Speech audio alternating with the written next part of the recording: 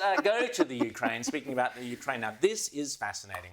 8 years ago, in the European Parliament, now remember he was a British member of the European Parliament, Nigel Farage, who we've had on this show many times, is on Sky, spoke about what would happen if people kept prodding the Russian bear. Have a listen. 8 years ago, Nigel Farage. EU empire, ever seeking to expand, stated its territorial claim on the Ukraine some years ago. Just to make that worse, of course, some NATO members said they too would like the Ukraine to join NATO. We directly encouraged the uprising in the Ukraine that led to the toppling of the President Yanukovych, and that led, of course, in turn to Vladimir Putin reacting. And the moral of the story is if you poke the Russian bear with a stick, don't be surprised when he reacts.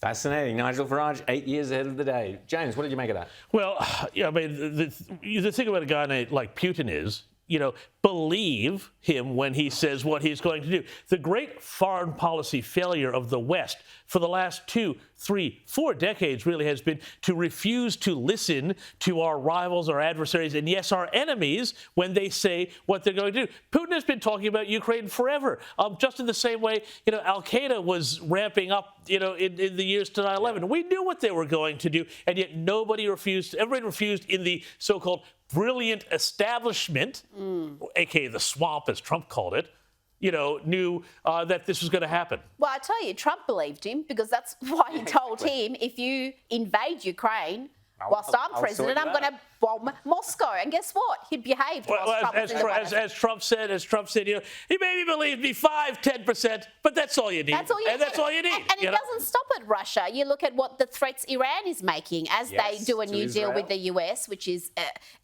going to make the Obama deal look advantageous. We know China's very bold in saying precisely what their long-term plans are. They want Taiwan. They're Not just Taiwan. They've got global ambitions, and they've put a timeline on it. And yet we just pretend, no, we can just hug them into submission. No. They react to strength. You present them weakness, they will take advantage. And all the West has done recently is present weakness.